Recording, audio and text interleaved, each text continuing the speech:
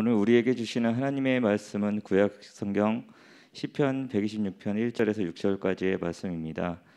이 계시의 말씀을 봉독할 때 살아계신 하나님의 음성을 들으실 수 있기를 바랍니다.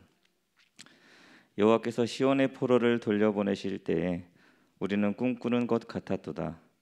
그때 우리 입에는 웃음이 가득하고 우리 혀에는 찬양이 찼었도다. 그때 문 나라 가운데서 말하기를 여호와께서 그들을 위하여 큰 일을 행하셨다 하였도다. 여호와께서 우리를 위하여 큰 일을 행하셨으니 우리는 기쁘도다. 여호와여, 우리의 포로를 남방 시내들 같이 돌려보내소서. 눈물을 흘리며 씨를 뿌리는 자는 기쁨으로 거두리로다. 울며 씨를 뿌리러 나가는 자는 반드시 기쁨으로 그 곡식단을 가지고 돌아오리로다. 이 말씀은 살아계신 하나님의 말씀입니다. 아멘. 지난 한 해를 돌아보면서 감사한 마음으로 주의 전에 오신 우리 교우들 사랑하고 축복하고, 또 앞에 보이는 것처럼 아름다운 추수감사 강단 장식에 도움을 주신 모든 분들에게 감사를 드립니다. 오늘 우리 예배 가운데 이 아름다운 장식과 같이 주님 주시는 기쁜 감사가 풍성하기를 간절히 바랍니다. 올해 항존지 선거를 마치고 임직자 훈련을 시작하면서 두 권의 책을 나눠주면서 독서 과제를 내주었습니다. 그 중에 한 권은 중앙선결교회 한기채 목사님이 쓰신 습관, 신앙을 말하다라는 제목의 책입니다. 이 책은 성도의 거룩한 습관에 대해서 이야기하고 있는데요, 감사라는 부분을 보게 되면 감사 테라피에 대한 이야기가 나옵니다. 감사하면 치유된다고 하는 것입니다. 감사는 어려운 문제를 해결하는 처방전이라고 말씀을 하고 있습니다. 한 가정 이야기를 소개하고 있습니다. 신혼 초부터 10년이 지나도록 하루도 빠짐없이 고주망태로 돌아오는 고약한 남편이 있었습니다.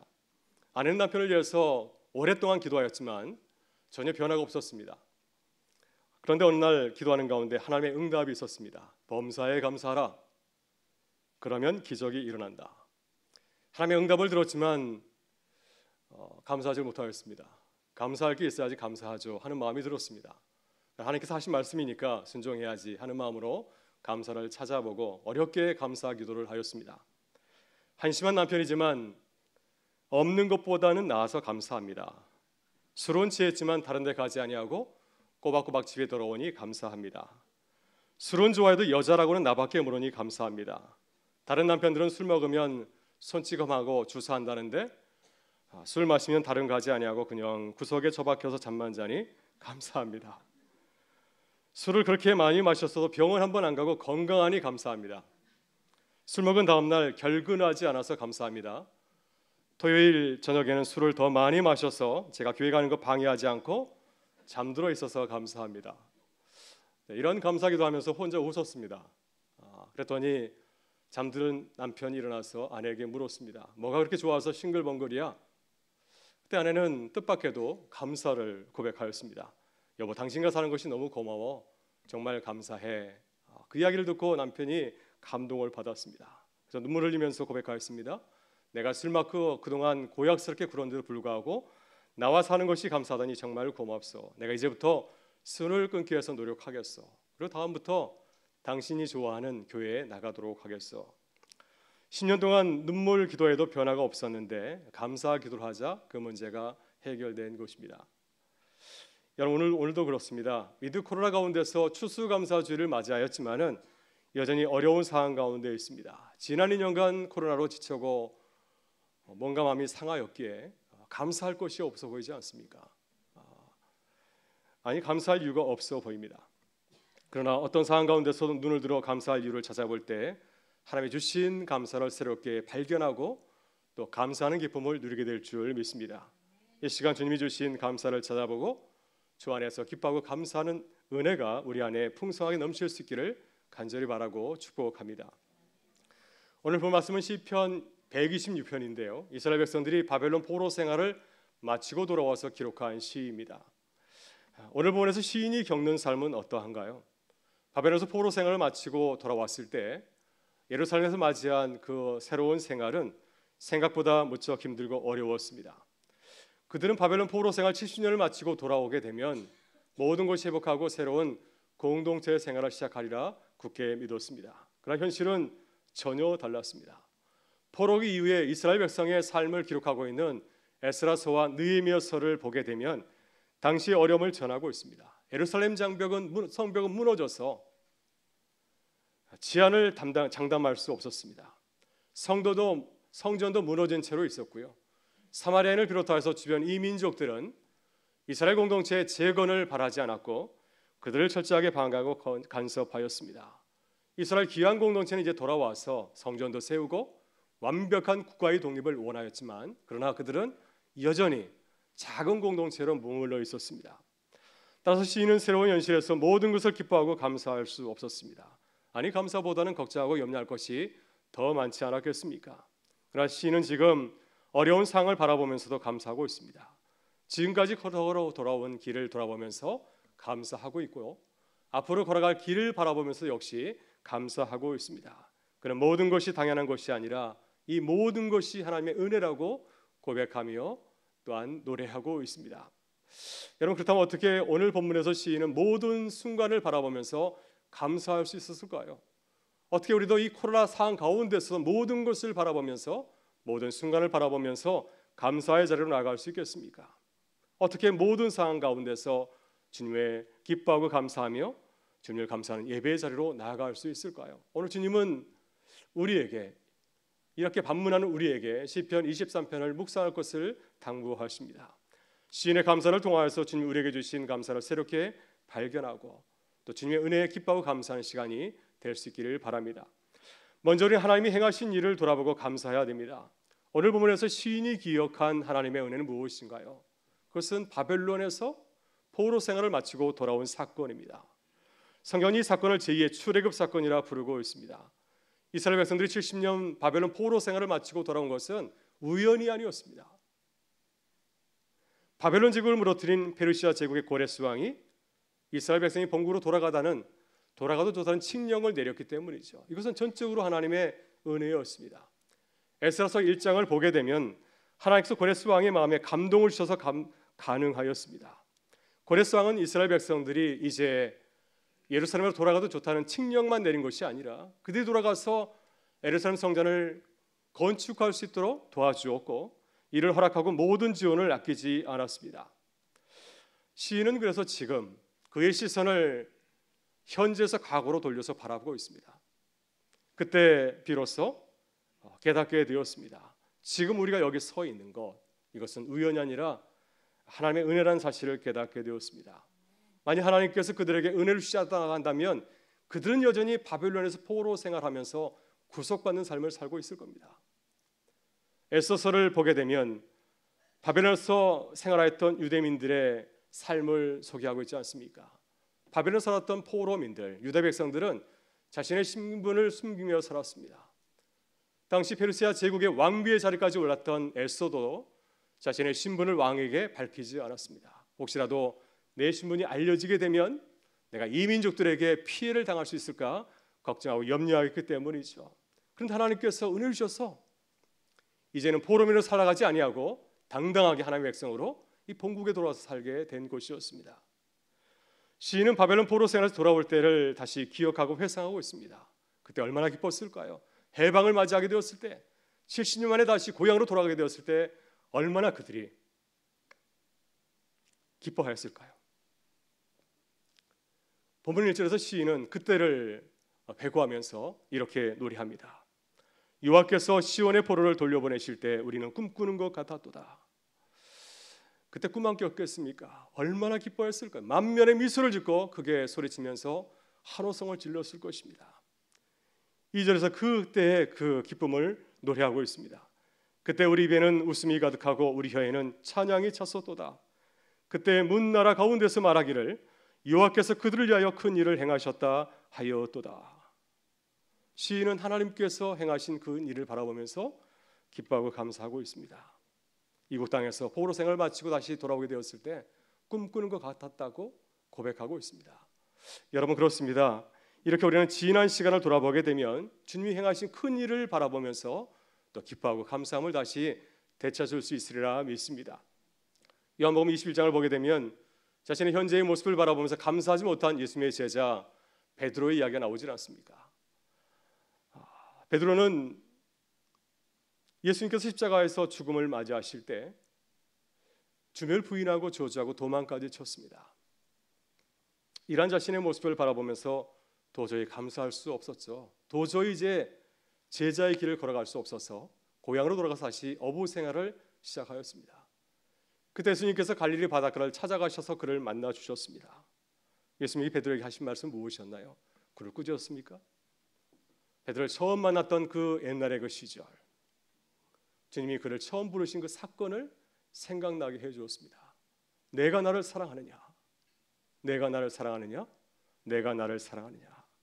그래서 주님께서는 그에게 다시 사람 난 어부의 일을 맡기셨습니다. 내 양을 치라, 내 양을 먹이라, 내 양을 치라. 주님께서 갈릴리 바닷가에서 처음 그를 부르신 사건을 생각하게 될 때 베드로는 다시 주님의 사랑을 깨닫게 되었습니다. 주께서 내게 하신 큰 일을 기억하게 되었고 다시 감사할 수 있었고 그래서 다시 제자의 길을 걸어갈 수 있게 되었습니다. 여러분 그렇습니다. 우리도 베드로처럼 감사한 이유를 상실할 때가 있죠. 일에 지쳤거나 번아웃 되었을 때 우리는 도저히 감사할 수 없습니다.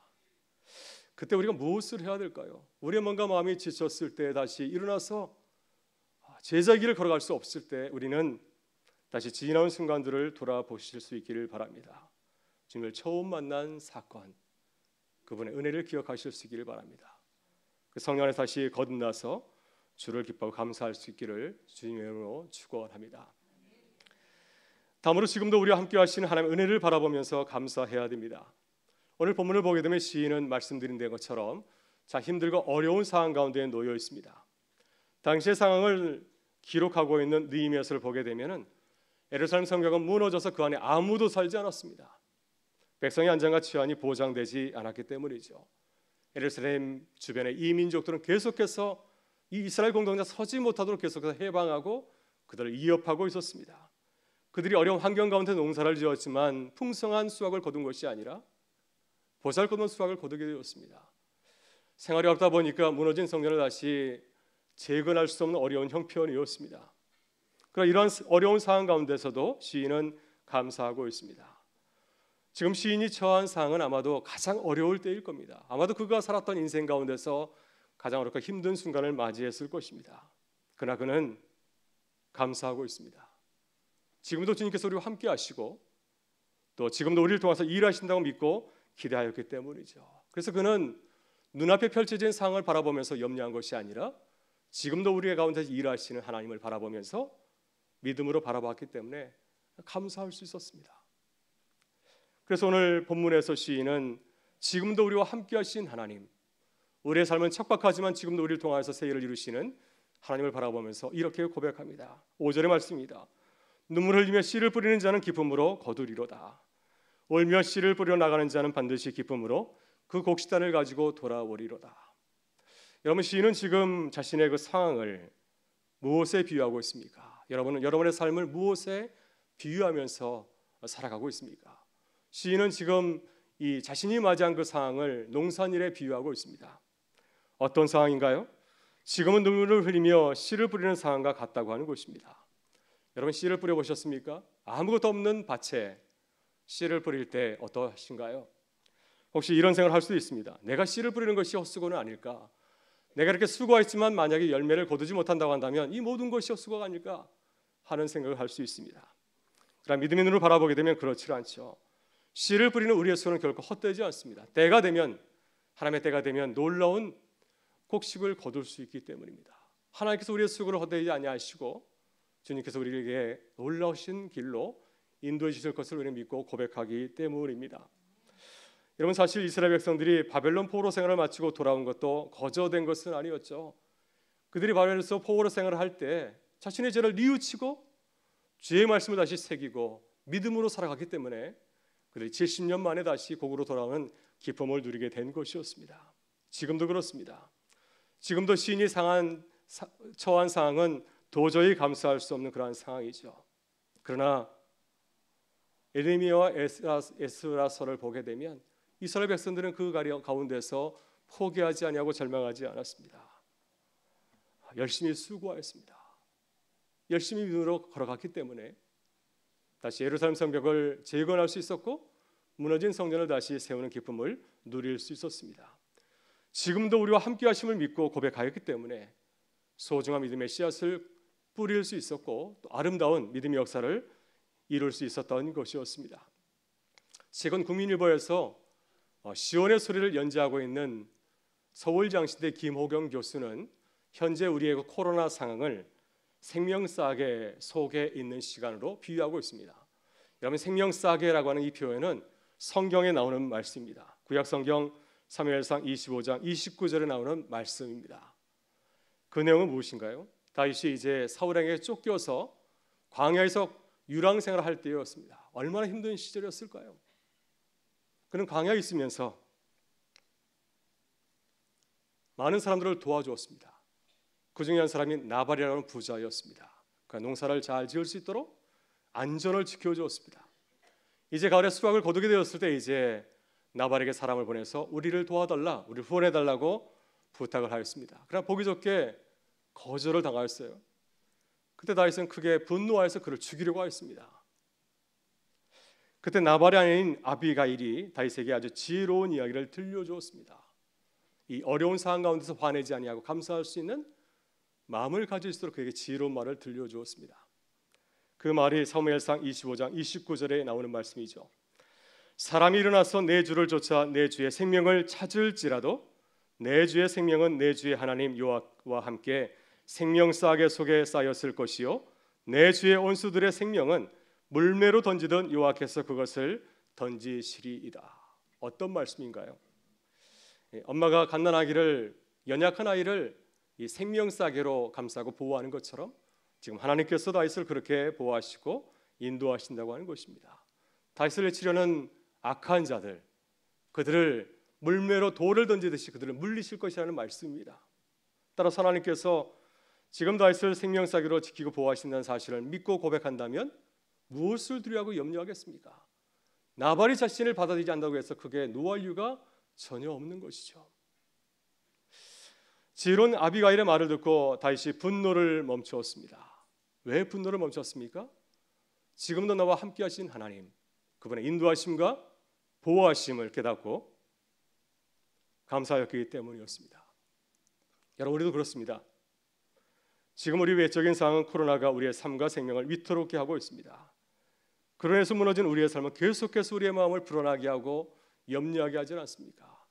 이 어려운 상황 가운데서 우리의 삶은 이중 삼중으로 무교싸움을 당하고 있는 가운데서 그 고통을 당하고 있습니다.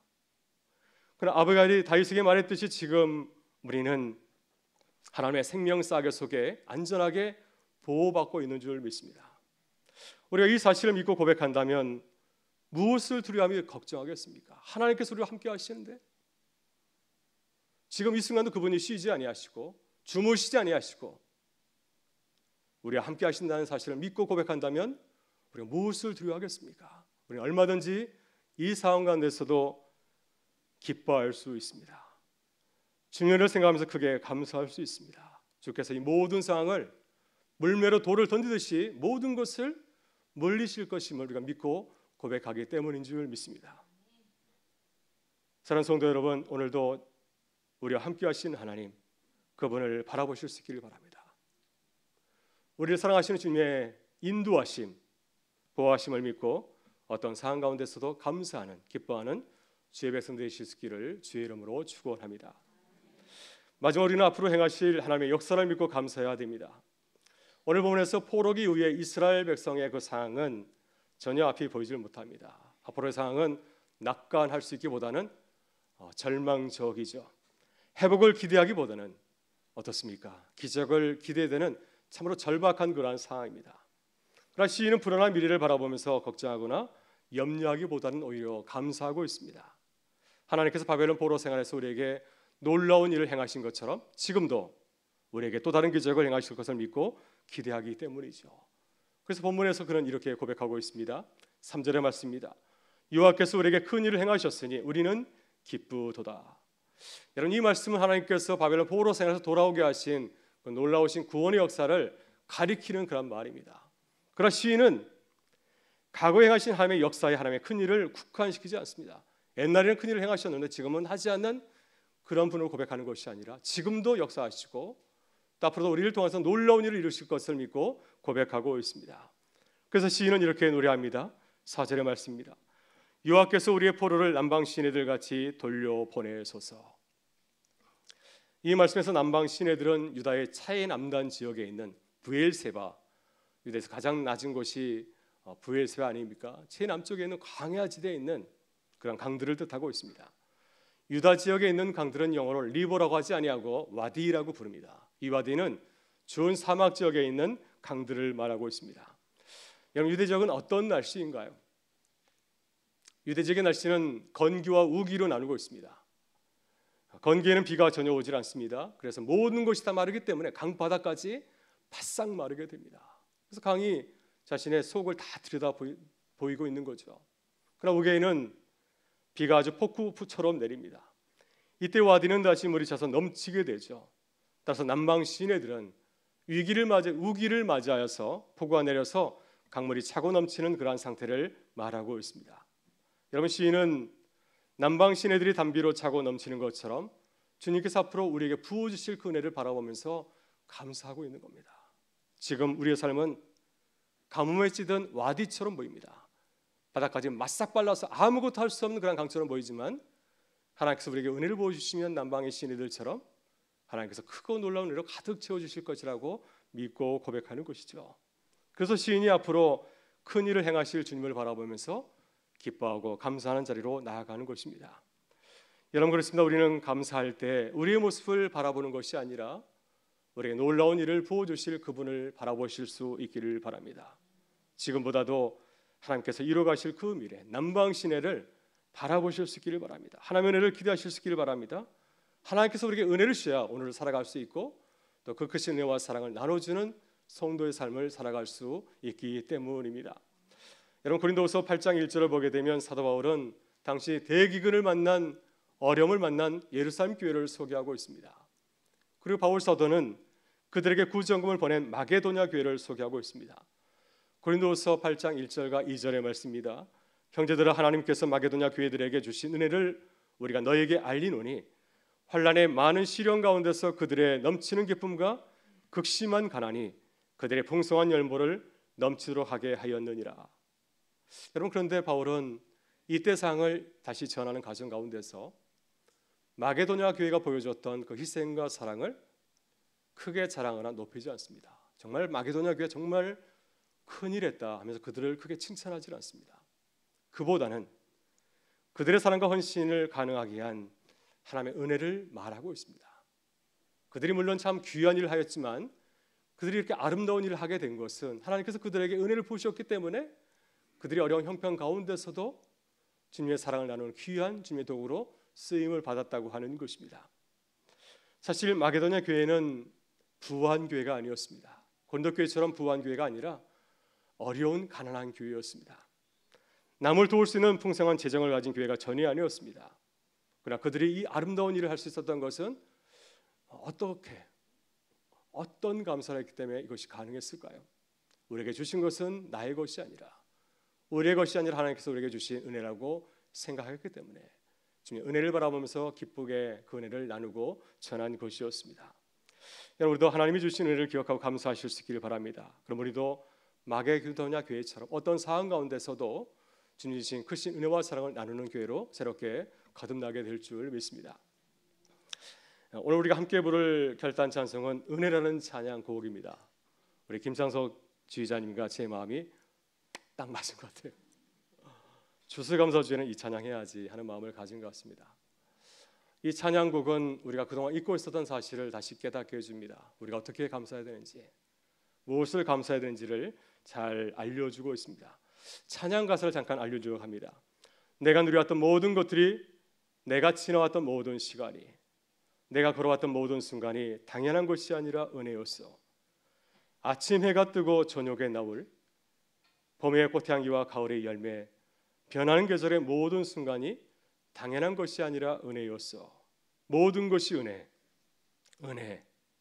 한없는 은혜. 내 삶에 당연한 것 하나도 없었던 것을 모든 것이 은혜였어. 여러분, 그렇습니다. 이 찬양 가사처럼 우리의 모든 순간은 당연한 것이 아니죠. 하나님의 은혜인 줄 믿습니다. 우리가 지난 2년간 코로나 가운데서도 이렇게 지내왔던 것도 하나님의 은혜가 아니었습니까? 우리가 위드 코로나를 맞이하여서 이제 걸어가는 것도 하나님께서 은혜를 주시기 때문에 가능한 줄 믿고요. 또 위드 코로나 시대를 이제 뛰어넘어서 새로운 일상을 살아가는 것도, 그때를 바라보는 것도 하나님의 은혜가 있어야 가능한 줄 믿습니다. 여러분, 모든 것이 당연한 것이 아닙니다. 모든 것을 당연하게 생각하지 아니하고 주님의 은혜를 고백하고 감사하실 수 있기를 바랍니다. 항상 모든 일에 감사하고 또 기뻐하실 수 있기를 바랍니다. 그래서 주님의 은혜를 나누고 전하는 기쁨이 우리의 삶의 자리 가운데, 우리 교회 가운데, 가정 가운데, 일대 가운데 풍성하게 넘치기를 간절히 바라고 축복합니다. 우리 다 같이 일어나셔서 함께 찬양으로 고백하겠습니다.